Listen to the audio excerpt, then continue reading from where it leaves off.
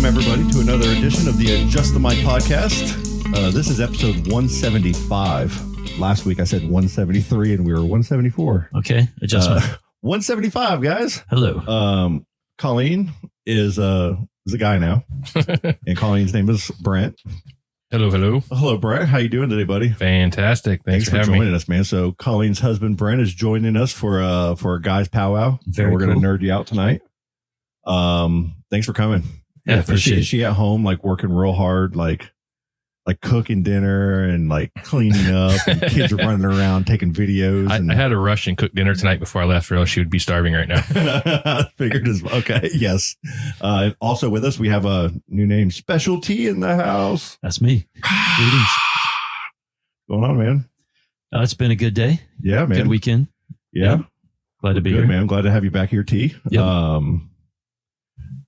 Man, and also me, Scott, here. Hello, guys. Yeah, Scott. How's everybody doing? We got all the dogs here, too. All clean and purdy like.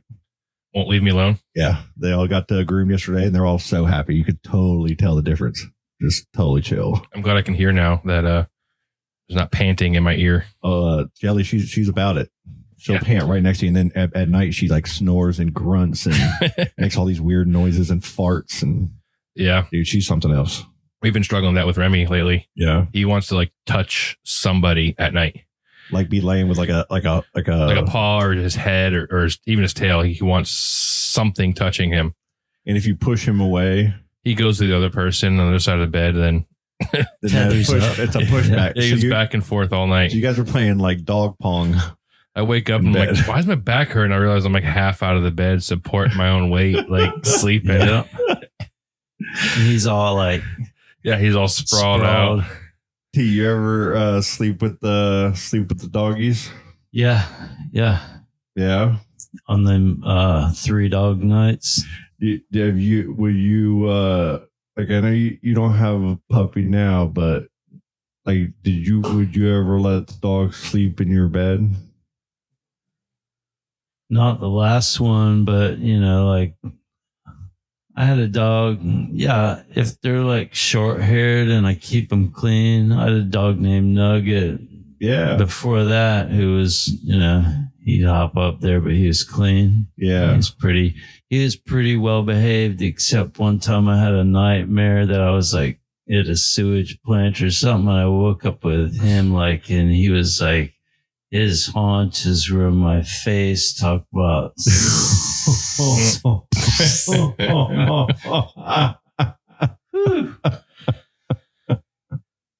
Yeah. You have cats though, Yeah. and then the cats, they'll go get sleep in the bed. Man, the Percival tries to come and curl up with me early, and the other one tries to come and wake me up. She'll step up and do the cat's breath deal. Okay. Yeah. No, I'm not for cats. No. I had him growing up. I mean, we still have the one, or Colleen's cat, but he doesn't like me. Like hiss at you, like will not give you any love or attention at all. Or? Except when he wants food, Okay. because the food's in our bathroom. So he'll come in there in the morning and be like meowing at me like crazy. But other than that, he wants nothing to do with me. And they just like to get him and Remy to get in fights, Oh, really? nip at each other. Do they get along for the most part? They just ignore each other, but the cat seems to be in charge, even though it's. Okay. So how long have you had the cat for? I think he's like 16 years old now. So, okay. And you've had it since kitten?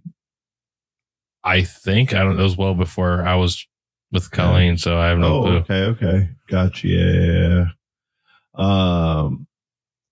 Then the dog Remy, T just he got the dog from the Furever Animal Rescue. Frank came in, and how did it go? We had a woman, Heather, from she was doing social media and stuff for the Furever Animal Care, and came in and brought Remy in with Frank, and like a week later or a couple of days later, you guys went and actually adopted him?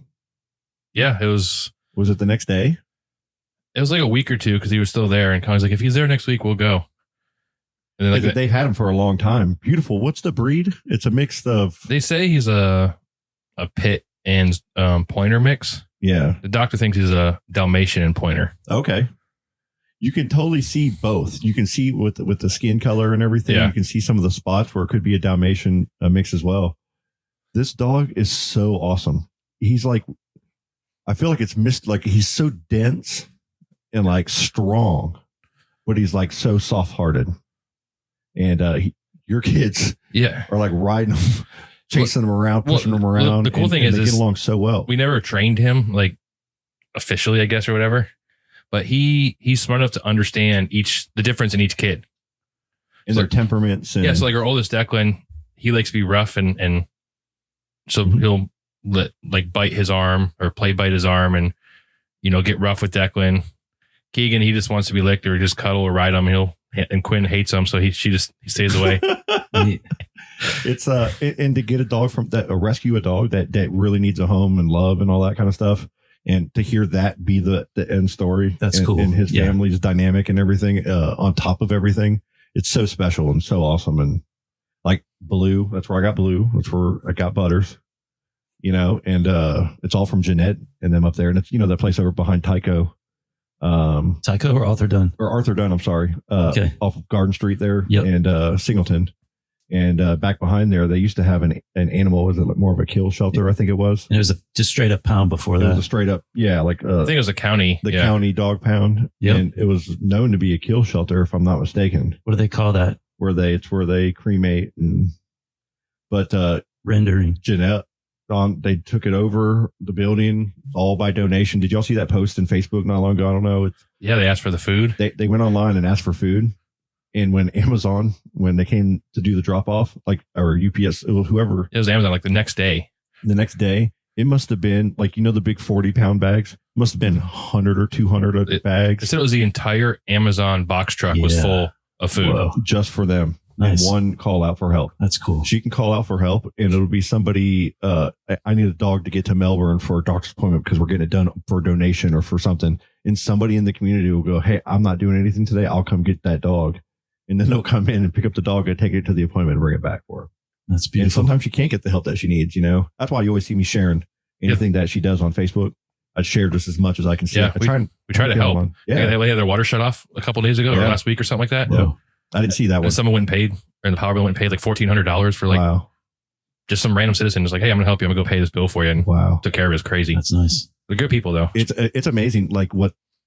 How much they get to see the worst of, not the worst, but I mean, some bad parts of, and some sad, and some are, they're out of anybody's control and they're there for a reason, but to have to deal with all this heartbreak of new animals coming in or finding new animals that have been dropped off or left somewhere on top of trying to run a business to keep it all alive and having to have a social media presence and all by donation because that's what you are. That's intense. And I mean, it is intense. I mean, we got people like Frank, he's doing everything for his nonprofit and everything. And that's to make it, and he's working his butt off to make it work. And it's blood, sweat, and tears, all the way around. We love that. And it's I guess that's what we want to talk about. That's what you do when you have a passion for something though. Yeah. It really is. It's awesome. Speaking of passions. Yeah, man. My football's starting tomorrow night. So Brent over here is our GM, he runs our league, our commissioner. Okay. He's the boss man. He runs the draft. He talks the most trash, I think. I try to get people to talk trash, but he wants to win. We were at a concert. Which concert was that? That was Flogging Molly. And all these other dude. And the fantasy football game's going on, and me and Colleen, and we're trying not to look. He's playing Colleen. Colleen's up by 50 points. And he's the music's playing, and he's on his phone looking right at his screen with the score. And he's like, I'm coming back on you. And he's just watching this comeback. And by the end of the game, or by the end of the concert, get in the car, you're like, I won. By half a point. So break it down. Yeah, man. So tell us about it. Yeah. So I saw you and Travis were talking trash because you guys both got A+ drafts, right? Oh, yeah. I always like to brag about my pre-draft rankings, even though they don't mean anything. Well, I saw mine and I got an F-. Did you? Did you really? Yes. Oh, my God. I'm not sure how.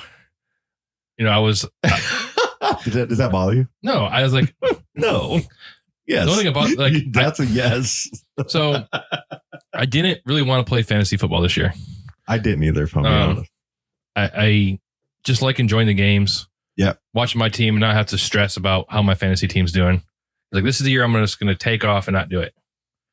And then somehow I'm commissioner again and I'm signing up for the league, and my competitive nature won't let me not take it somewhat serious. Yes. It's on. I love it.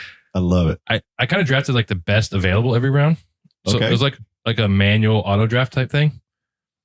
So, I wasn't really looking for anything particular. Mm-hmm. And I was trying to be quiet because Colleen was sitting around me and I didn't want to give anything away. Yeah. Oh, yeah. You guys are drafting right next to each other, right? Although she did auto draft like the last 4 or 5 rounds. I think she got 2 kickers and like just some random wide receiver free agent or something like that. That's not even playing on a team. I almost drafted Daniel Jones 3 times just to upset her. Oh, just to upset her. The conversation around Travis Kelce, because I took him last year in the first round. Yeah, everyone's like, "Oh, that's so dumb," and like it was like the pick of the draft. No, that's really what you're supposed to like the tight end position. There's only like a couple every year, and Travis Kelce for the last 10 years almost, right, has just been the number 1 tight end in the league. He's got Patrick Mahomes, the best quarterback, throwing quarterback in the league, pretty much, going for him. And it's magic. I mean, you're going to win with Kelce on your team. Well, I thought about taking him. Yeah. Because it went like I was 6, Travis was 7, and Colleen was 8 or something like that. I was like, I'm going to get Kelce. And she's like, don't take Kelce. And like, got to my turn. I'm looking, I'm like, someone else was better. I forget who I took, one of the running backs. And she goes, oh, you didn't take him. She's like, I'm going to pick him up. Like, Travis is going to get him. No, he won't. He won't pick that. And he picked it. And the screen that came out after his selection came in, I was just laughing so hard going, I told you. Would you take Chubb in the first round? Yeah.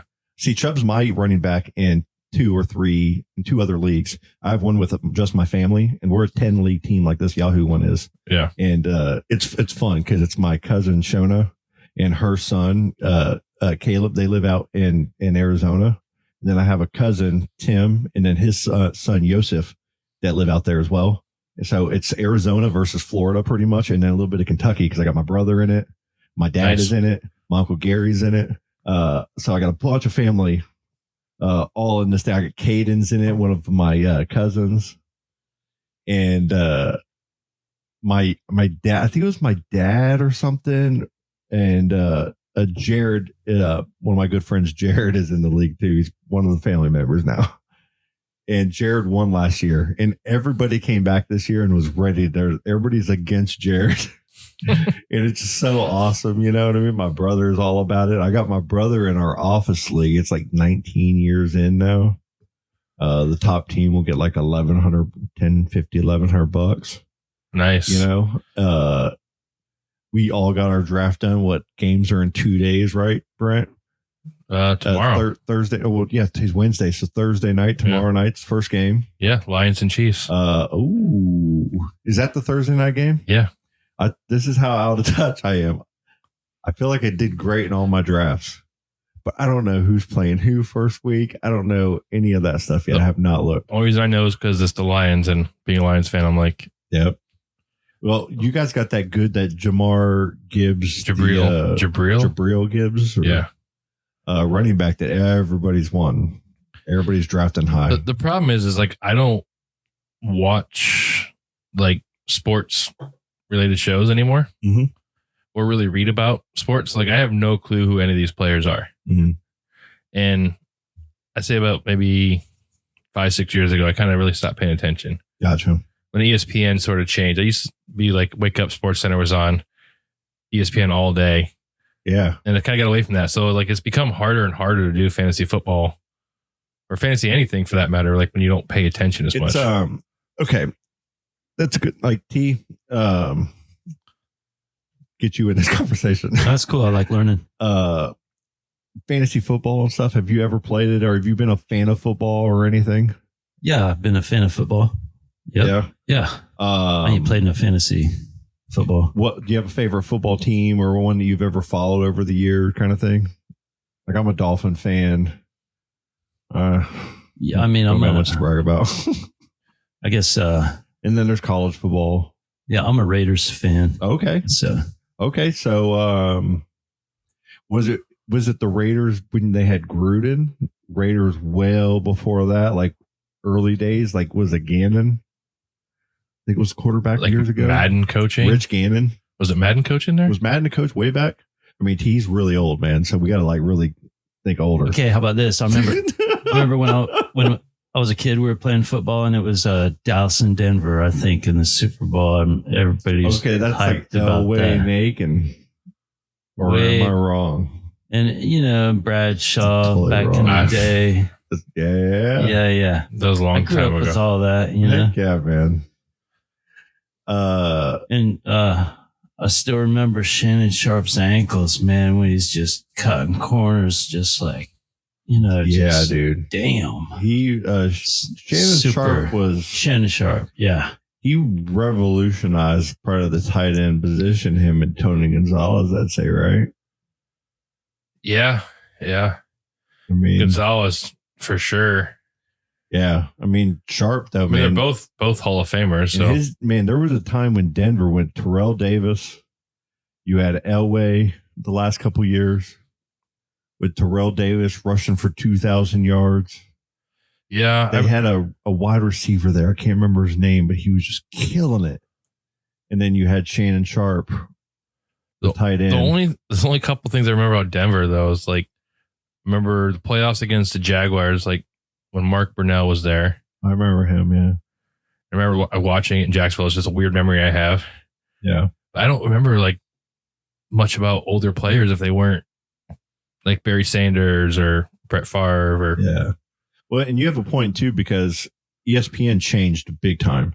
And it's something that's actually playing out in real time is like a bunch of people just recently got fired from ESPN again. ESPN is owned by Disney, so everything is turned, is under the stock market umbrella of profits and getting the right people. I feel like they're trying to make a big change right now because they are seeing this dynamic shift.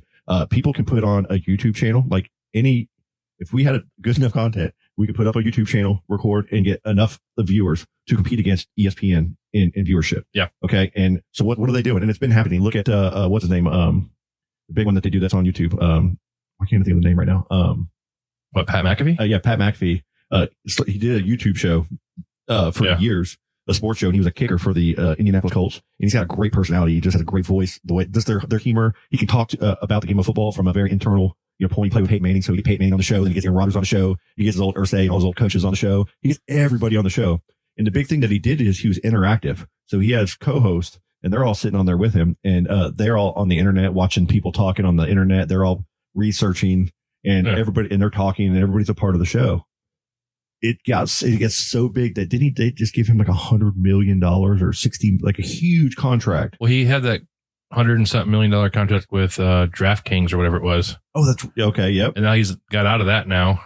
And he got even more to join ESPN, because ESPN knew that was the hottest thing in sports, and I need it.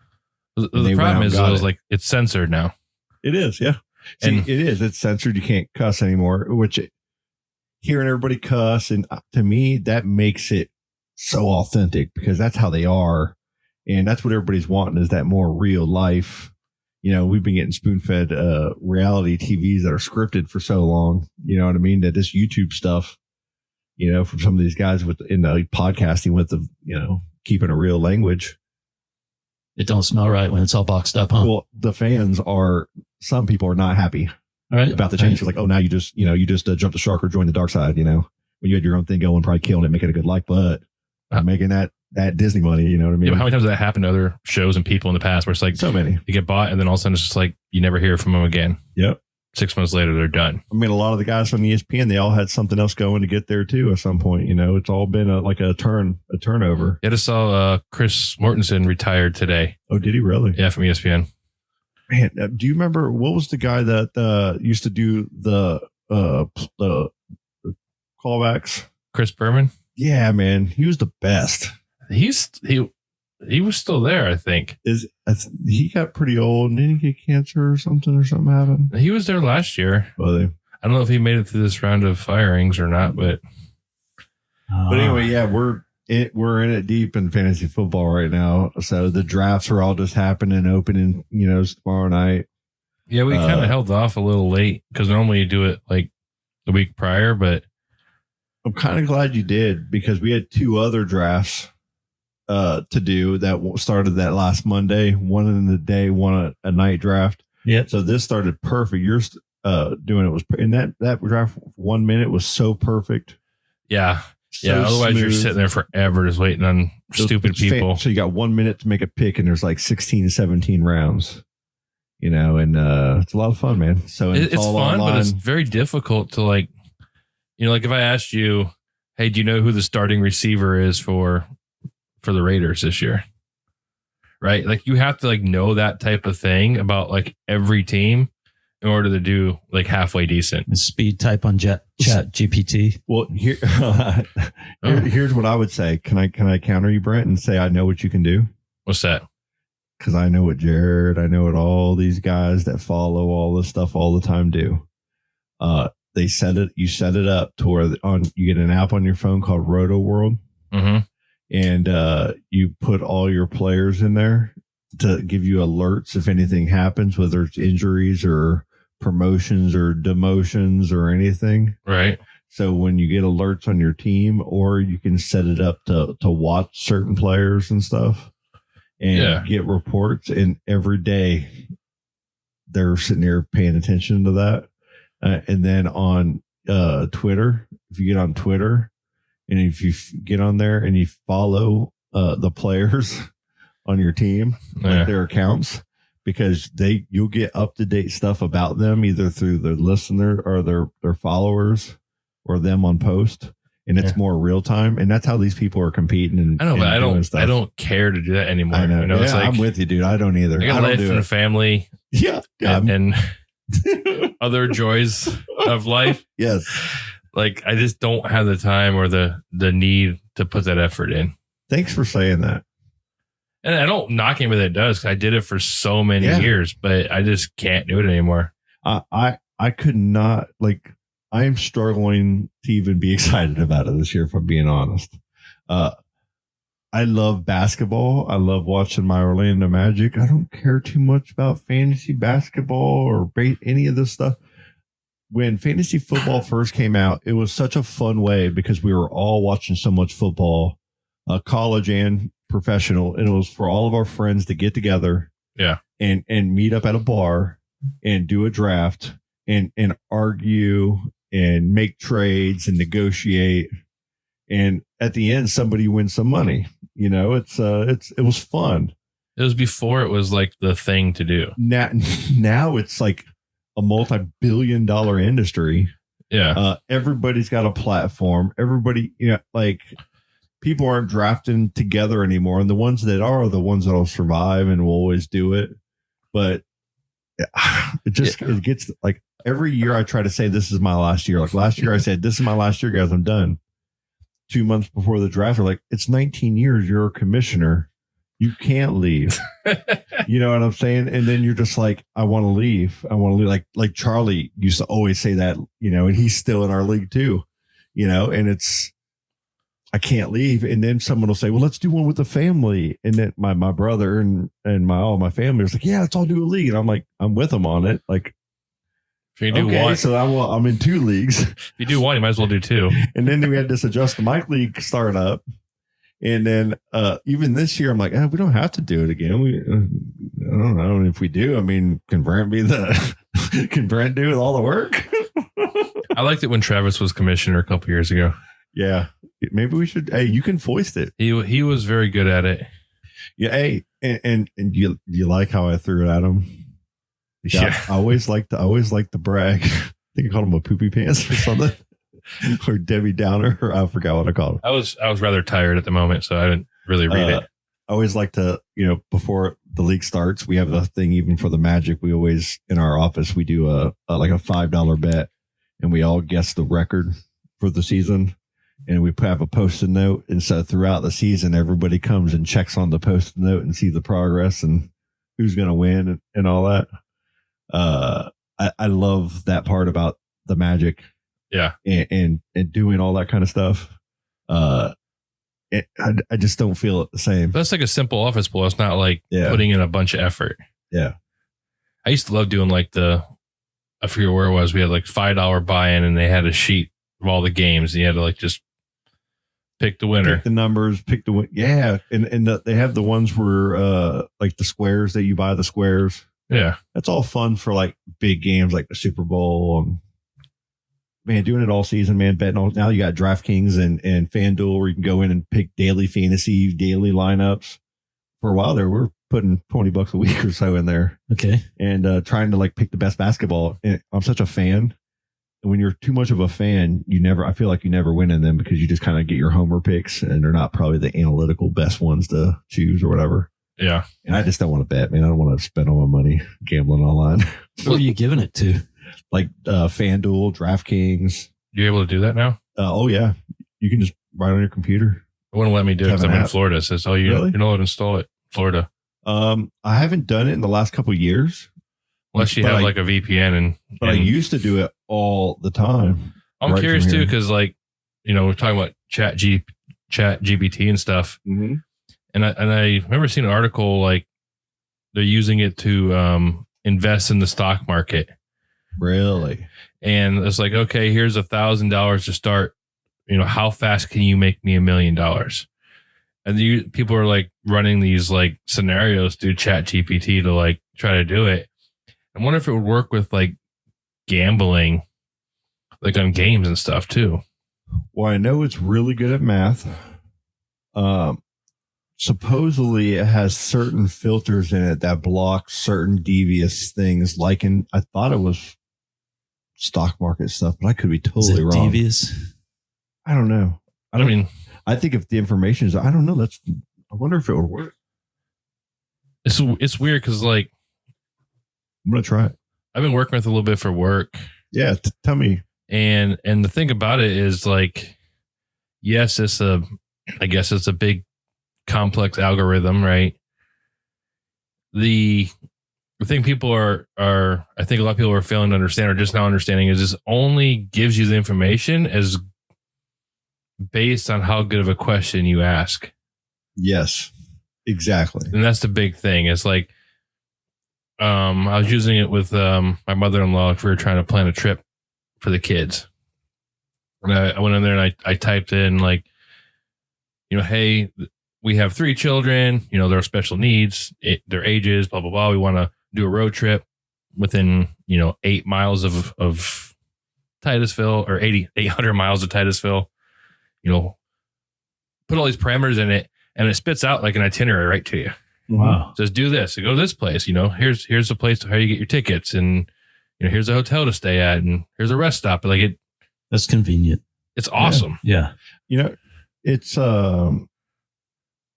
amazing to me. Okay. I feel like it changes the game.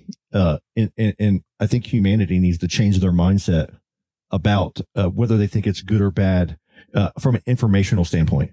Like the internet has been out for a long time and you can dive really deep and get information now. Back when we were kids before the internet, people went door to door to sell people encyclopedias full of information, right? And they're factual information from the books of the writers who wrote those books. And I'm not even discrediting or discounting any of that information, but that was an information from a company that sold those books. And it turned into where like, okay, nobody needs encyclopedias anymore because it's all on the internet on one website, with, thousands of pages or whatever. Do you guys remember the Whole Earth catalog? It's like, no, tell me about it. Just a big fat book back in the day. Like you said, there wasn't the internet, and that was one of the books that had a lot of they always crammed it full of, like interesting fact, kind of like the Guinness Book of World Records and everything. Yeah, the Whole Earth catalog. I used to get the Guinness Book for Christmas. My Uncle Larry got it for me one year. And I remember like, that was my internet, I guess. Because you would open it up and it would have like the lady with the longest fingernails. But you get an actual copy of it? Yeah, it's a book. I think it's right over there somewhere. So I always just checked it out of the school library. Like, oh, okay, yeah. I'm like, I ain't paying for it, and I get it for free there. Somehow we always had that around. It was fresh. It was like yeah. And we would sit around the couch or wherever, and I'd go through and I'd go, man, look at these fingernails. And this person had like 60 feet or something, and it was like just long and curled, and it was so gross. And it was like the smallest adult, and like all of these rare, crazy, statistics, on paper. Yeah. And it's you're reading it and there's photos of the highlighted ones and there's all this. And I just remember just going through and just being like, just in awe for hours, looking through this thing. Now, what do? We go on the internet and we look at this crazy, things. Well, people just post on there. Oh, I'm breaking the record for this. And they have Guinness there, like watching them. And it's like, you can see a video of it happening live. Yeah, like Rob Deerdick or Robin Big used to do that all the time on his show. Like they always have the Guinness Book people out there. And, Guinness Book, as soon as the internet came out, they started losing business. Maybe I'm wrong. It's better than ever. They're on, they were like on the Today Show a few months ago doing some kind of record. It's a lot of those internet, or what do you call them, like creators. Yeah. Are breaking these like thousands and thousands of records now that like you wouldn't even think it exists. Yeah. Everybody's thinking of a way to get into that book of world records still. I wonder if they were able to pivot from, that change of not being the top, when the internet came out, to pivot and still be a thriving company. Cause there's a lot of companies that did do that and a lot that didn't. Yeah. That was a critical time there when it went change. Right? It was wild, man. And, now we have it all at our fingertips though with ChatGPT. Like right now, when you type in Google, like that's what everybody would say, Google it, right? Or Wikipedia it. Well, Wikipedia people are all the time changing stuff, and anybody can edit it and blah, blah, blah. Okay. So there's that problem.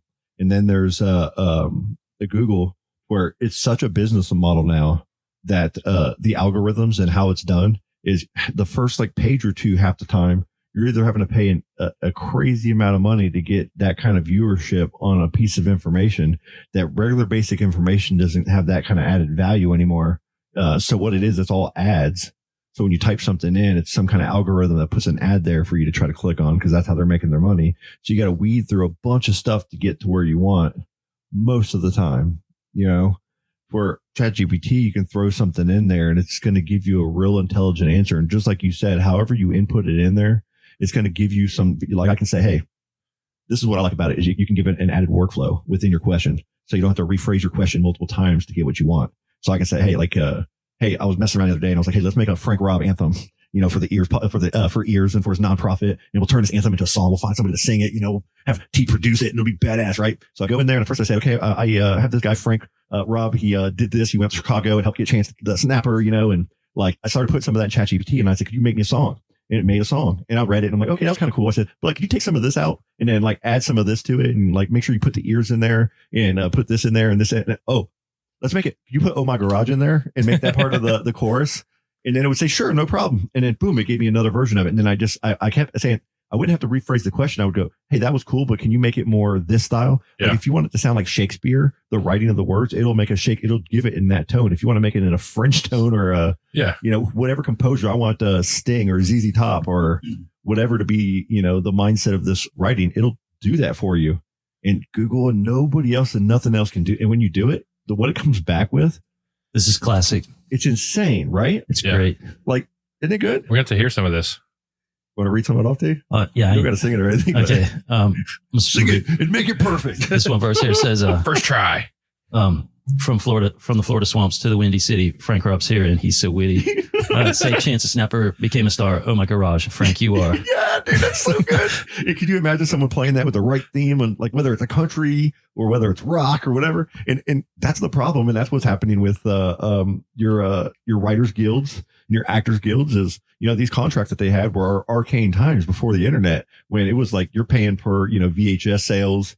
And like these contracts are based on models that are just not in existence anymore. When the internet came out, like Napster was a big cog in the music industry and what it did, and gave kind of free stuff to everybody and then had to reel it all in. But what it did is it opened up the world to, hey, this digital stuff needs to happen. And there's people that fought it. Taylor Swift fought it for a while and then kind of said, well, I guess I can't fight against it and had to go into it, and there's ups and downs. And then there's innovators that have found other new ways to make money. The problem is though, is like, the writers are worried about them taking their job eventually, right? Yeah.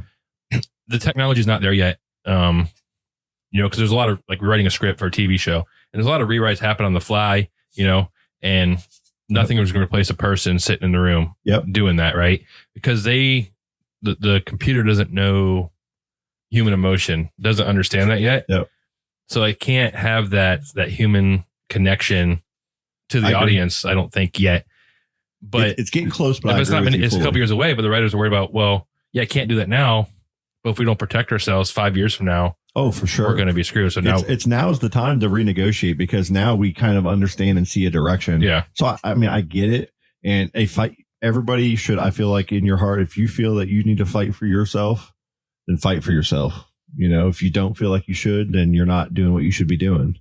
Move on, find something else to make you happy. Yeah. And the networks don't care. I mean, they'll figure it out. Like they're in the back door. They're sure enough they want to make this right, and they want to figure something out because it makes them money and it hurts them just as much.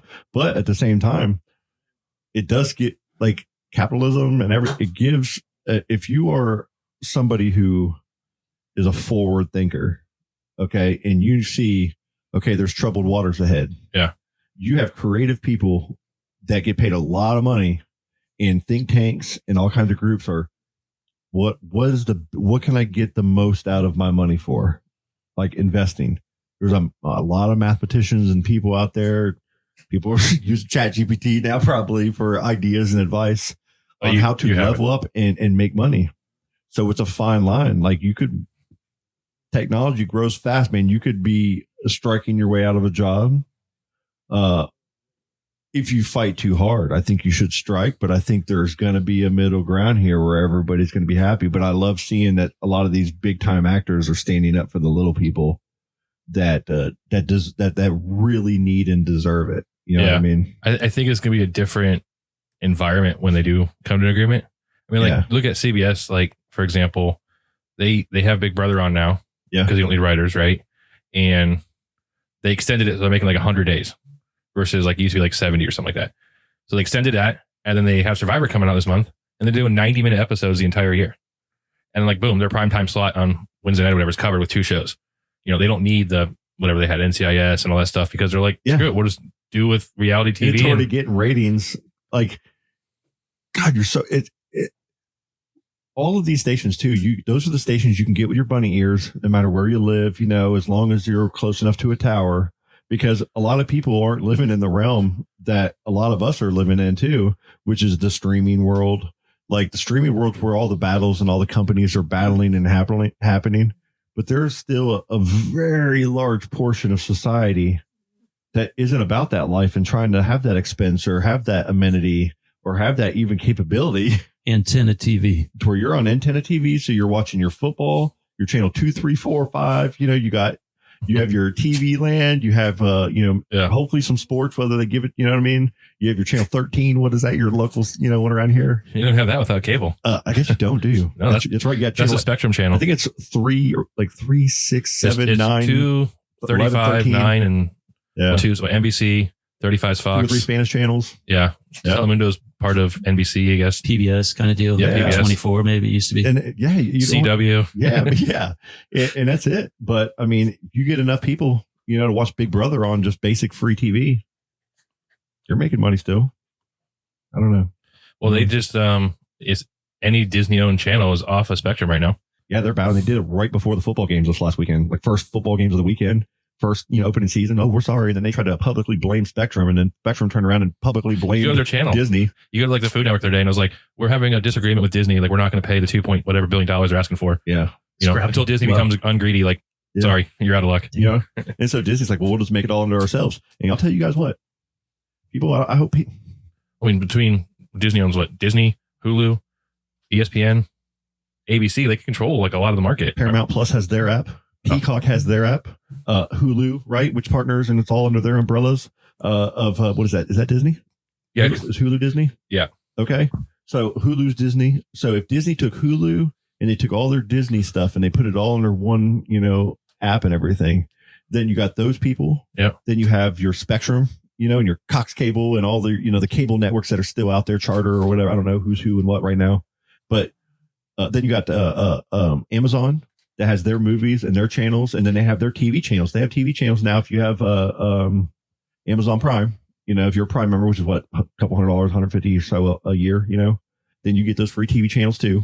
Yeah, Amazon sucks. It does, but they have The Boys. They have certain shows that are badass. Like you search for something on there, and it's like, oh, go to HBO Max to watch that, or download Tubi, or download. Yep. It's like, just show me what I want to see. Like, yeah, It's getting better, I've noticed, with each update. But when you look at Amazon's kind of like the Walmart, in my opinion, online.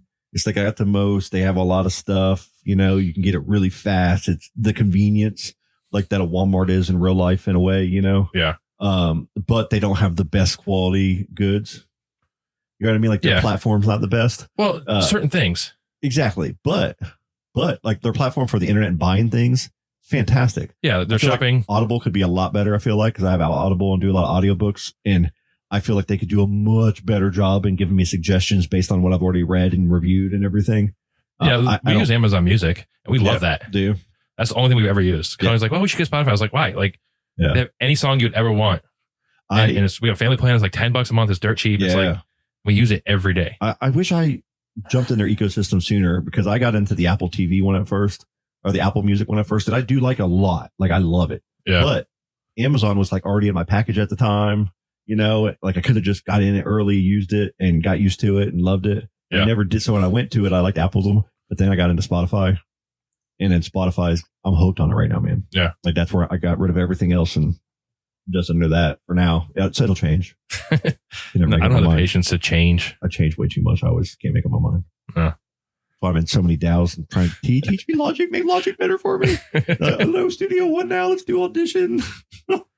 Let's pull up on the ChatGPT. Let's see if they can make us $1 million somehow. I already did it. All right. What does it say?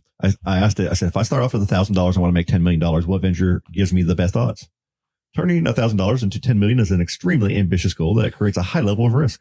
There's no guaranteed path, but some ventures known for high returns also have high volatility. These include stock market, cryptocurrencies, real estate, start a business, angel investment, investing in speculative activities. Remember, all these methods carry significant risk, and it's possible to lose your initial investment. Consulting with financial advisor is strongly recommended. So I got to say, I love the answer. It gives me a bunch of different ventures. So if you took that though, and you said, me a good suggestion. You took that and said, hey, based on the idea of, utilizing the stock market, if I gave you $1,000, what companies would you invest in today? I'm just curious, like if it would actually give you that level of detail, or if I say, sorry, I can't provide that. And then, interesting. Number 2, whatever happened with crypto? Was that not like the next thing? And then it's like, I haven't heard anything about it in... It's actually still doing okay, but it's definitely in a downtrend right now for a while. Was it last year's Super Bowl, the Super Bowl before, they gave you like that $10 free or whatever it was in the commercial? Yeah. Did you participate in that at all? Or see that? I didn't, but Scott's been kind of schooling me up for the last couple of years. I got like $10 there, and I went and like watched some videos, and they gave me some more. And I got up to like $30, and I didn't spend anything. And then I logged out. I logged back in like 6 months later, and I have like $1.50 in there. Okay, so the cryptocurrencies, when we were first talking about it, this is what I'll say. When I was talking about it all the time, what I would tell people is that eventually all of this is going to be worthless, just like the stock market. When it went down to nothing, but not just like it, it's going to be down for a lot longer. And the reason being is that's new technology that everybody's still figuring out. When you were trying to use an app, and you got this big string of codes and things that you got to save. And if you don't have this password, you can lose like Bitcoin had the, if you lose your password, there could be $9 million sitting there. And unless you can get that password, you only have a certain amount of tries. And if you don't get it right, you're out of that money. And there's companies out there that are, spending millions of dollars trying to get to their millions of dollars with passwords that don't work. So the technology isn't fail safe in a safe way to make people feel all, warm and cuddly yet. So until that, it's still evolving. I think here's what's happening is the one that I used to always talk about was ADA. It's what's the name of it? ADA? No, it's hold on here. Well, the reason I say it because I think it was Cardano. I got a new phone, and when I have a new phone, I haven't been able to log into my Coinbase account or whatever it was. And because I had written it had the 15 words or whatever. Yep. And you have to do them in the right way. Yeah, the right order in the right spot. And I was like, I don't remember what the words were because. Yeah, you got. And I found the paper last week. You got to print it out. I messed up too on a wallet of mine that's very important to me. The one for the galactograms. Wax wallet. And the Wax wallet code I still had because I got Authenticator app on my phone. Yeah. And I had all my Authenticator stuff on there. So when I got a new phone at work and it updated Authenticator to all the new stuff, when it populated everything except for my Lampin Media wallet, which had all my NFTs in it. The Garbage Pail Kids, all the cool little things that I invested in. Was nothing more than $50 or $60, worth of things that I played with. But, some of this had value. And $50 or $60. So, but here's what's happening right now is the stuff is still being developed. Like Cardano, their Hoskins or whatever this guy was. I used to watch him all the time on YouTube. Their creator, he already knew that everybody knew this was going to happen. So what happened is a whole bunch of money because to invest money, like it costs nothing, 0% interest for loans. Money was so cheap that it was easy to take chances and take risk. Yeah. Well, now money is not cheap. So as soon as money started becoming not cheap, all the money had to be taking all the risk had to be taken out of the market. Cryptocurrency was where all the risk was. So that's where all the money dried up. So the projects are all still there. We saw, all these companies, the fraudulent ones, which everyone from Elon to all of these big dogs, that understand technology in the future says, out of all this cryptocurrency and blockchain stuff, there's going to be a handful of companies that come out of it as the biggest companies in the world one day. Okay. But that's not yet. That's going to be battled out, and they still have to battle against your current companies like your PayPals, like your Apples, like your Microsofts, your Intel, all of these companies. They see that they're being hacked all the time. Their security, the information from I get emails, here and there from my credit card companies or this company. Hey, we're Visa and MasterCard. We're the biggest companies on the planet. But somebody hacked us and has all your information and your social security number, and they're selling it on the dark web now. Here's an app for a year so we can keep an eye on your stuff and to see if to make sure that they're not using your social security number to buy a lot of things and damage you. And a lot of this happens all the time, and every day it's happening to people. And what cryptocurrency, what blockchain is going to do is, in my opinion, is when the technology gets figured out and how to get integrated into current Web 2 systems for that full Web 3 opening up. You're going to see where AI in the virtual reality, which is technology is flying through. It's getting better and better all the time. Yeah. Kids are starting to get games they're addicted to on there. There's this game called Gorilla Tag, where like you're walking on your hands or whatever in virtual reality. Oh, virtual reality. I was like, and Silas, my son, he can't get enough of it. Like he gets that 30 minutes in, and then he takes it off, and then an hour later he's back on. Dude, that's all they talk about. I almost bought one of those. That's amazing. MetaQuest. Couple weeks ago. They're fun. I had it in the cart and I was like, I just didn't know about it. And I'm like, I don't know what you have to pay for, what you have to play. Like, there's other, I feel like the Quest one, like my mom got it for us for Christmas a couple years ago. Yeah. And I tell you what, like we didn't use it too much at first, other than a couple things like walking the plank, and there's some boxing.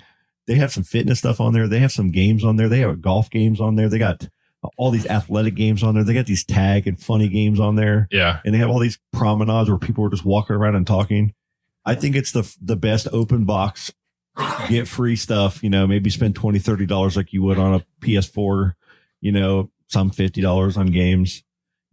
I think it's worth getting, but there are ones like Steam and all these other platforms have really nice VRs, probably nicer and better ones that they're building. So Steam's still a thing, but Facebook, it's just meta. They do have the easier setup right now. If you ever want to try it, we have it. Well, we just found our Wii. Oh, dude, we play the Wii all the time. And like the original Wii. And I was like, I found the game is like in a box we were cleaning stuff. I'm like, they got Tiger Woods and they have like the wrist thing for the remote. We have it. We have the old Wii, first Wii. Yeah. And it's like the Wii Sports and the bowling and the jet ski riding. Did you ever play on the Wii? Negative. It's like, it was the first, like where the remote control, the motion of it reacted to the screen, and it was these block figures, like your little me characters. Everything was very basic, like old Windows, in the 90s. Graphics, 8-bit, 16-bit kind of graphics. Yeah, it was like South cool. Park, It was cool though. It was and it was very addictive. We're hooking ours up again because we want to get the kids. Yeah, they'll love it. They always want to go bowling. I'm like, well, you can just bowl in the living room now. There's this trick on that. The bowling where there's 100 pins, and you get the bowl and try to get all 100 pins down. I haven't played forever. When you do, there's a trick on it. We used to play this game all the time, and you're trying to get all the pins, and you'd always get like 96 of them and leave 4. And then it's hard to get those 4, if you throw the ball all the way to the left or all the way to the right onto the rail, it'll go all the way to the back and knock all the pins down. Sweet. And then do this little dance move thing. And then you like win. Nice. It's like total hack. I saw something a few weeks ago online with the Wii, and people were like finding them, but they lost like the sensor bar. Oh yeah. And apparently you can just light a candle on either side of the TV, and like that works the same as the sensor bar. Oh, that's rad. Apparently, like the sensor bar is only there to show the remote where the edge of the screen is. Oh wow, trippy. So like the candles do the same thing, and like everything's built into the remote, not to that bar. That is so interesting because I always thought that bar was flimsy and not important. Yeah, it's like the tiniest little wow, it's like a hack. Yeah, it's like 125 gauge or something like that. My friend Brian and I were sitting in the living room, and we were like, they had this rowing. Right. So you got a row and we're sitting on our seats and we're having a race. we've never played it before. So we're like practicing at first, and then we hit the thing to start it. And it goes, we thought it started, and we were sitting there, we were like racing, we're going, we're like, I wish people see you. 3 or 4 minutes in, we're just sitting here just trying to row. Like, and we're like sweating. We're like, dude, is this ever going to end? When's the finish line? And then we find out we're like still in practice mode. You have to start. Like, screw this game. All of a sudden it's 3, 2, 1, go. Yeah. The best one, our favorite one, my daughter beat me last time we played, was archery. You have this, the 2 parts of the remote that connect together, and you pull it back and you aim and just let go. It goes on, dude. It's the archery on there is a lot of fun. I remember that. And the funny thing is, it's like they give you this. It's a video game, but then they make like a million different accessories you have to buy to play like every game. Yeah. Tennis rackets. You don't need all those things. Like you can just have the remote in your hand. Yeah, but it's like the eye. It's nice having. It's like the wheel for when you play Mario Kart. And they have like the crossbow, the regular bow. Yeah, Nintendo's good, man. Nintendo puts out good systems. You can buy like hockey sticks, or you can. We have the Nintendo Switch with Mario Kart and everything. And it's the most, like when you get all the kids here at the house and we're all sitting over here and we get up Mario Brawler or whatever, Battle, whatever, or Mario Kart, and you get all of us in here playing. It is so much fun having a little race car with the graphics as cool as they are, playing on the internet with other people, like Dirt and all these games on the PS4. They're amazing. It's amazing all the games these kids got. I was big into Flight Simulator for a while. Yeah. So I had that on Steam. And then I hacked it with like, all the specialty upgrades. So like, for like Florida, so we could like it gave I remember that, like real satellite imagery over it versus like the pixelated crap. So like you can actually see where you're flying. Yeah, fly over the house and like. Did you used to do that stuff on the computer and PC at all? I see my dad do it. Yeah, that's fun. He took me up in a glider once, and he loved planes, so he was on that. Dude, that's awesome. Yeah. I miss flying. Did you flew? I used to fly when I was very young. There's a group called the Explorers. Okay, it's like the older I know Boy what you're talking Scouts. about, yeah, and they had it out at Space Coast Regional. They had we went like once a week to flight school at night for an hour. Yeah, neat. That's awesome. And then like once a month we'd go and we'd wash planes at the hangar. Wow. Like customers come up and, hey, wash my plane, and we use that money to pay for our flight instructions. And they would take us up a little 152 or 172 and fly around. Cool, dude. That is really cool. I think it was like 12 or 13. I still have my logbook. I only went a few times and they ended up canceling the program. Wow. But I still have my actual flight logbook with like my instruction time on it. And I feel like they used to sponsor some of our cross country events back in the day, because Bill Canfield was our cross country coach, and he was a part of the where they do the ham radio club around here, the Rotary. Is it the Rotary League or Rotary Club? And I always used to think that Explorers was something that was a part of that too. Yeah, because they had like, the Explorers had like the police Explorers. Sea Explorers. Remember that? Sea Explorers. Yeah. So like you're in middle school, high school, and you'd like. I used to remember that being part of the high school or middle school programs. Yeah, like ride along with the police officer and do like security at the Friday night football game, or direct traffic at the parade. That's real life stuff that is good for kids to be learning. Yeah, I mean, I remember I went on a ride along in Cocoa one time. Wow. Lady I work with, her husband was an officer over there, and like. He's like, hey, come out, ride with me one night. I was like, all right, let's go.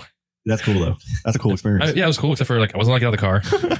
So like, we arrest some guy for drugs or something like that. And I want to go kick over something. Yeah, I was like, he's out there talking about his car. You pulled him over. Pat him down. And I'm like, I don't know what's going on. I'm just kind of sitting here waiting. Right. That stuff takes a lot longer than it looks on TV when you arrest somebody. When you're there for a good hour, 2 hours sometimes. All right, I did ask it a more detailed question here. We're making any money yet? Okay, so based on the idea of utilizing the stock market, I gave you if I give you $1,000, what companies would you suggest I best purchase for highest level of success? I can't give personalized financial advice. But if you're aiming high for high returns in the stock market, you may want to consider these general strategies: growth stocks, small cap stocks, ETFs, dividend stocks, speculative trading. Do thorough research and consider consulting a financial advisor. See, they have the good fine.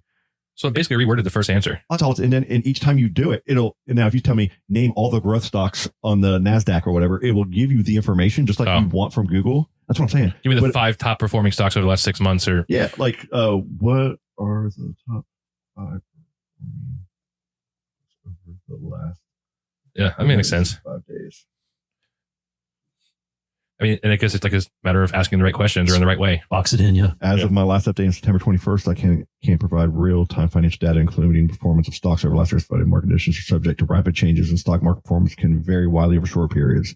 To find the top performing stocks over the last year, you can check financial news websites, stock market apps, and platforms.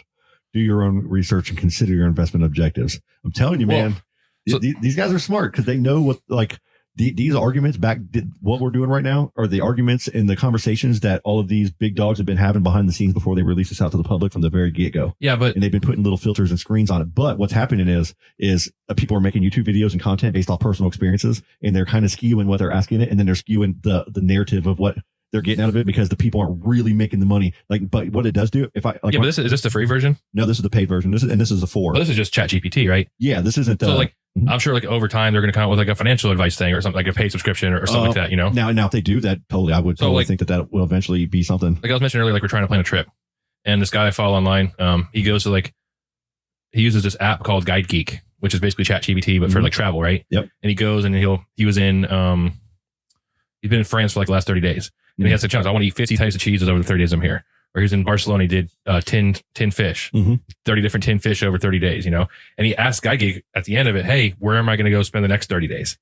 I want to be in Eastern Europe or Western Europe or wherever. And it tells him, hey, go here. Then him and his family go live there. And wow. So it was like that one's specific for traveling and that type of thing. So I did the same thing with that, trying to find an itinerary. And it was a lot more detailed because that's kind of what that focus was. Yep. The framework, that's what's so cool. The framework that you put into the question that you're asking and that you continually ask it. It's like when you're having a conversation with your friend or your mother and, she asks you that first base question of your conversation and you give an answer and you're like, well, and you want to dig deeper, right? I feel like in a typing way with ChatGPT, I haven't tried the others comparison yet. It's the only one I have the experience using right now. Except for Bard that I tried early on and it just was terrible. It just gave me weird answers that just didn't make sense. Yeah. But whenever I'm having that conversation, I'm getting deeper into that next level of the conversation, I can sit here and just go back and forth, but I don't have to reframe my question from the beginning. I can just keep going, well, why is that? Or can you add this to what to that? Or can you do this? And it just keeps taking what you're doing. And then it gives you a little explanation of why it's doing what it's doing. And it says, I hope you enjoy it. It makes you feel very welcomed into asking the questions.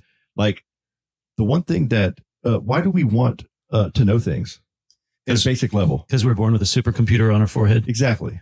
So humanity, we want to know things. And what the competition when you get these scores and ratings and people that are saying that this country is smarter and more advanced and has better technology or better intelligence or has better scholars than this country, right? And that's with the battle, right? And you got universities that are built here that people pay and donate billions of dollars to as the collegiate industry, right? And these people, they make their money on people using them as being the brain hub of knowledge. And we're only going to let certain people that meet certain criteria, for this much money go into this little hive and buzz off and get some of our data and our intelligence and our smart, network. You're only there for the networking because you have people there that have a high drive that really care about building something. And you have other people that are, young and they're energetic. And then you get these high companies that are picking off whoever they can, the best of the best.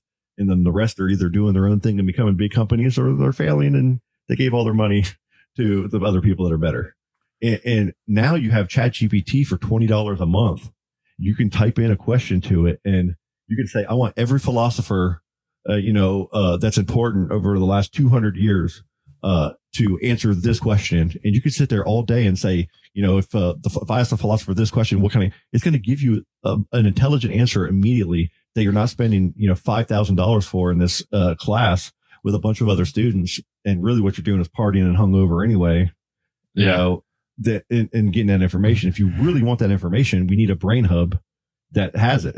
And I'm not saying it's going to be ChatGPT, but we need to embrace certain things, but make sure we control it at the same time. But, you want to regulate properly. You can also do it for dumb shit like naming your fantasy football team after frogs. I went in there and asked for 50 names of my fantasy football teams, and here's some of my players. Make it funny, make it goofy, and it gave me some hilarious names that was not on the internet. I was looking at the example there. I was like who would name their team after a frog? Frog theme because it's dumb. It could have been us, yeah. Leaping linemen, froggy QBs, warriors, swamp touchdowns, tadpole titans, ribbit runners, broken crushers. Totally awesome. I think I'm going to change my name. Pond hoppers. I'll change my name every week this year, depending on who I'm playing. To make fun of them. There it is. I'm saying it now. So It's been frogged. BJ, I'm coming for you. Week 1. To close out too on that, and let's take a break real quick, and then we'll come back with just a little bit more and call tonight.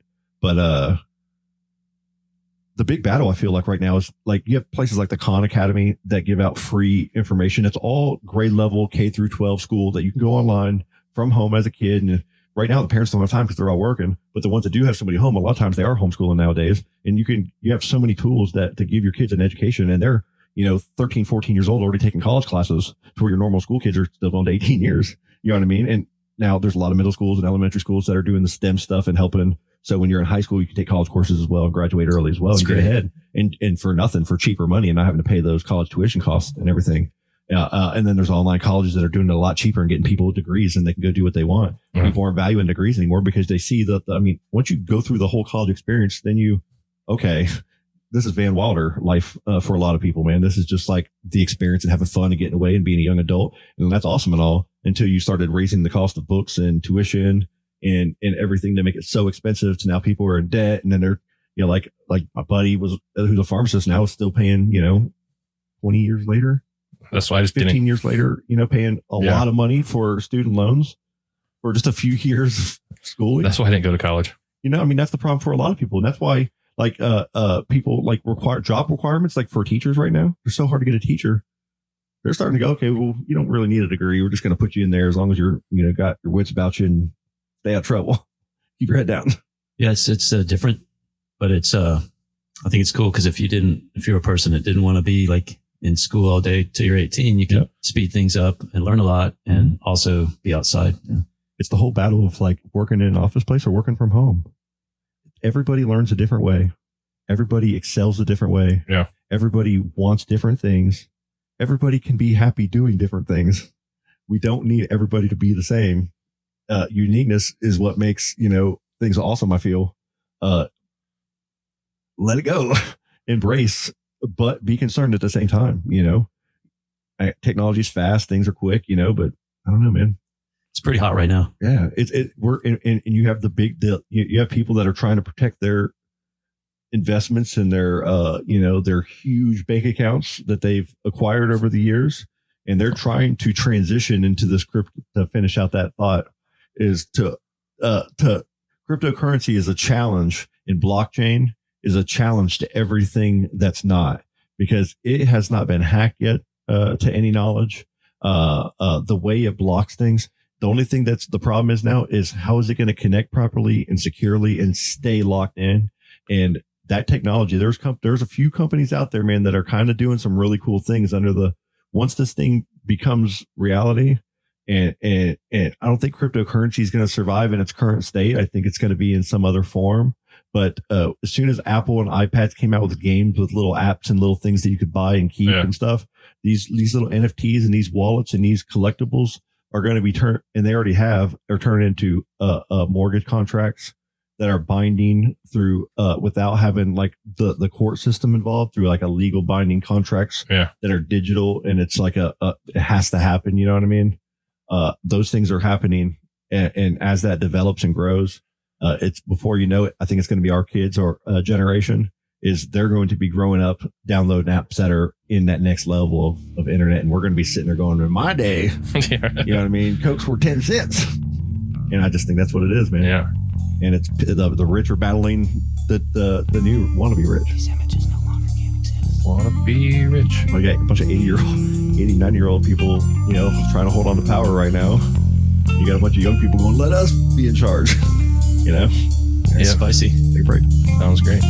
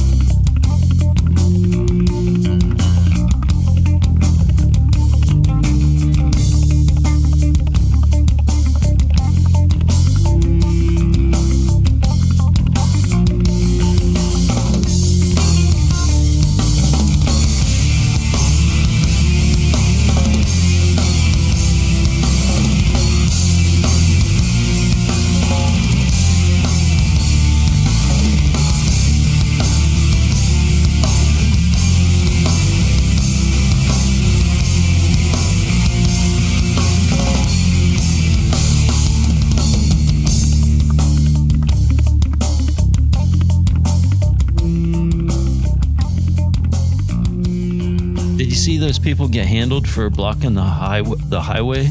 No. Oh, you didn't see that? I did see that. Yeah. That was serious stuff. The cop like It's ran it all This over. United States highway.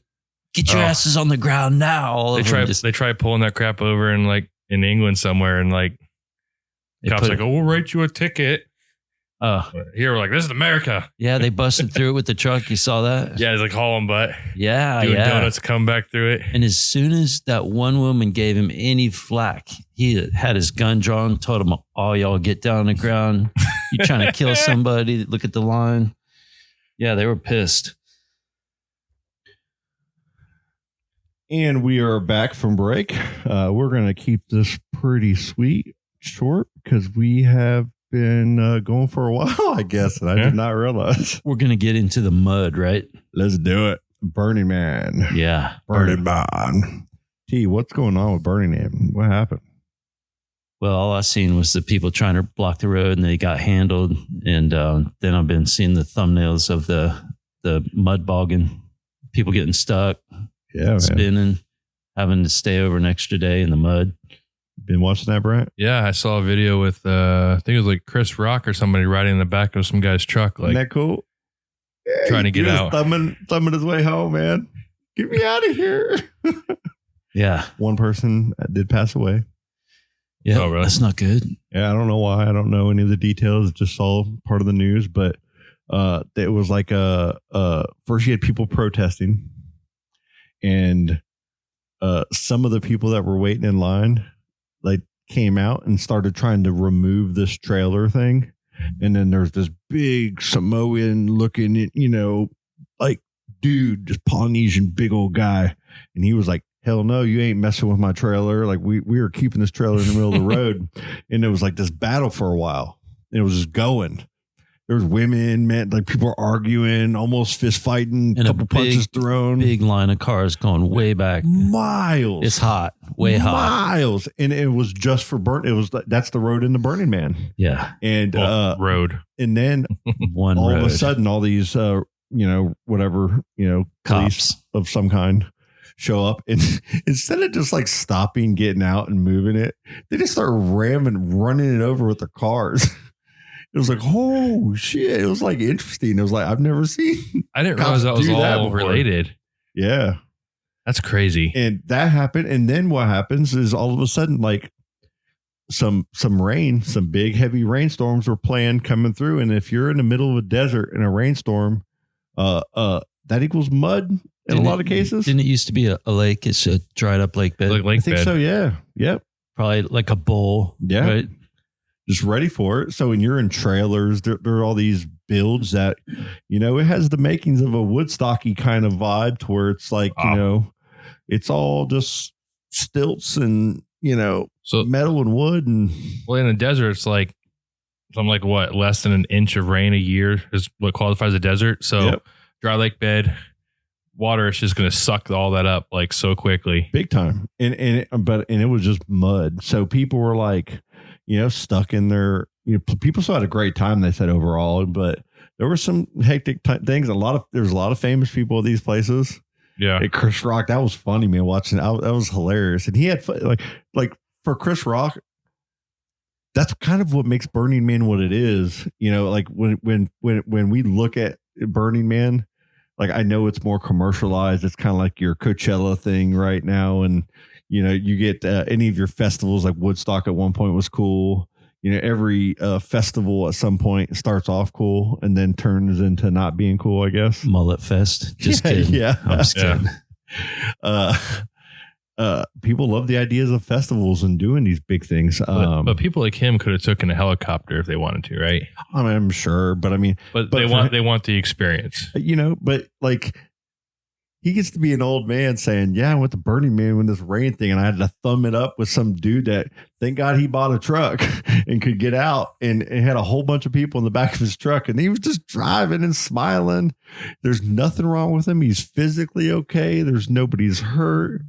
It's an experience then. He was asking for a beer. Yeah. Like look at somebody like that goes hiking or goes freaking mountain climbing, hiding up in a tent. Yeah. For multiple days suffering, it's the experience. Have you seen those you can rent like a hotel on the side of a mountain? And it's a tent that they've like just literally nailed to the side. I couldn't. You climb up. It takes like 4 or 5 hours to climb up, and you get in this tent, and there's just a bucket with some like garbage bags. Yeah. Wow. I never thought that they'd have that as a setup to be like an Airbnb style. They have thing. like Sherpa, staff that like bring you like food and everything. Snickers. Wow.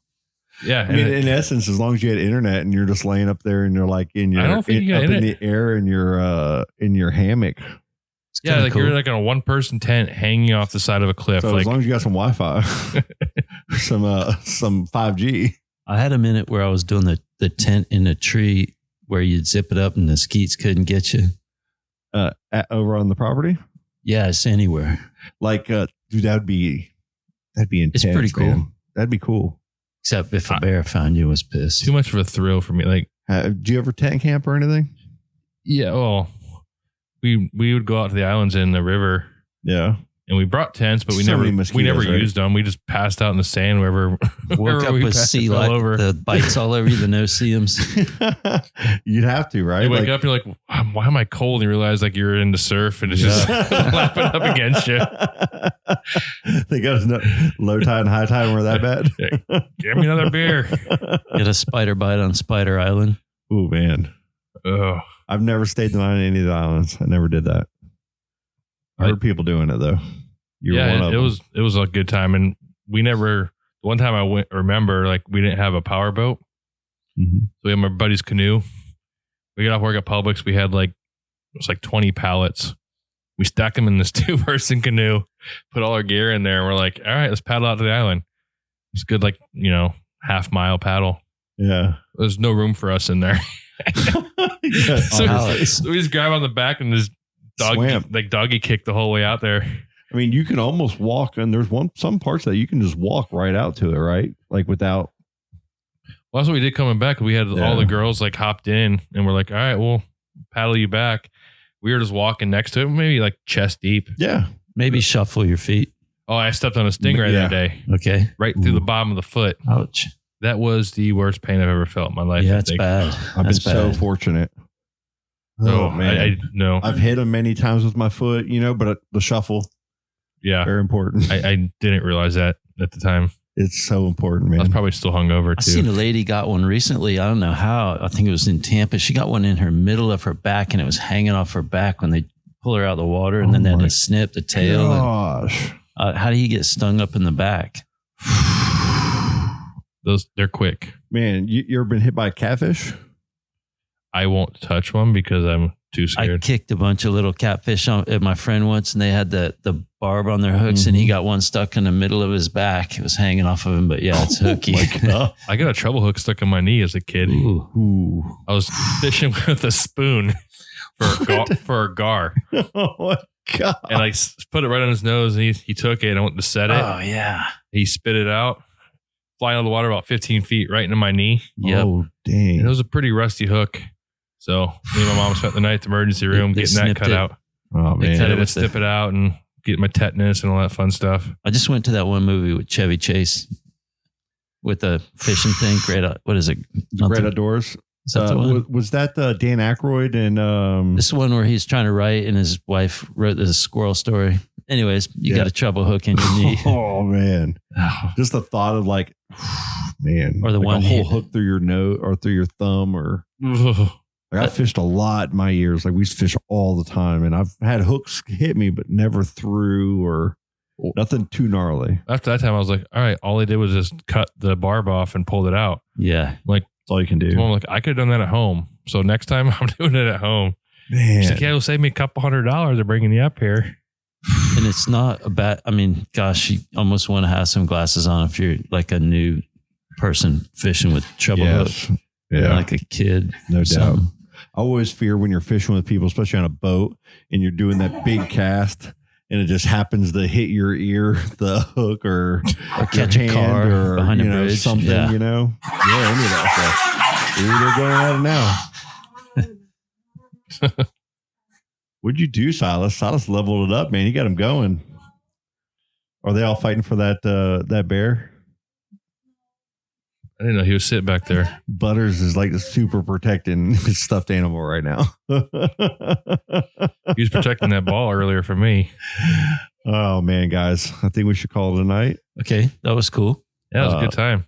Brent, thanks for coming, man. Thanks for having me. It was awesome. We could have had a cool scientific conversation with Colleen. I don't think the whole time. Yeah, I don't feel like we were very scientific, No, but we really weren't. We pontificated hard, We though, did. didn't had we? a good time. Yeah. Eller, we miss her very much. Yeah, she's flying out tonight Oh, or that's right. Friday morning They going to got Jersey. That's right. She's going to the opening night Giant game, right? Yeah. Yeah, Who are they playing? Cowboys. Cowboys. That's right. So she told me to tell Travis to suck it. She wants her $5. Oh, I love it. Mark, tuck your damn shirt in. Yeah, your jersey. I heard about that. that. T, thanks, man. You bet. Thanks for coming today. Yeah, man. We'll be talking more For this sure. weekend. We got some food for stuff to vibe about. Brent, man, you're welcome anytime, man. Seriously, I'll take you up in that. Soon. anytime, even if it's not recording. Come Yeah. over and hang, man. You're more than I welcome. gotta get out of the anytime, house man. more often. I know you do. So you're more than welcome anytime. Appreciate that. Even if it's for even if you got to bring kids, we're going to go do a golf cart ride. If you got to get out of the house, no matter what, man, you know you got to I'll place have to bring go. some barbecue over. Oh man, you got to have some of his queso dip. Oh, yeah. I want Smoked some. queso and his brisket and everything. It's Oh, hell yeah. buddy. Yeah. All right. We'll see what Yes happens. to that. All right, guys. 175 is in the bag. Good stuff. All right. Later. Peace. So you cook, huh? Daisy's in a tube top, screaming from the top of her lungs. This all ends tonight. Daddy's on the floor, he's screaming for more. Saying you're gonna be alright. Daisy's in a tube top, screaming from the top of her lungs. This all ends tonight. Daddy's on the floor, he's screaming for more. Saying you're gonna be alright.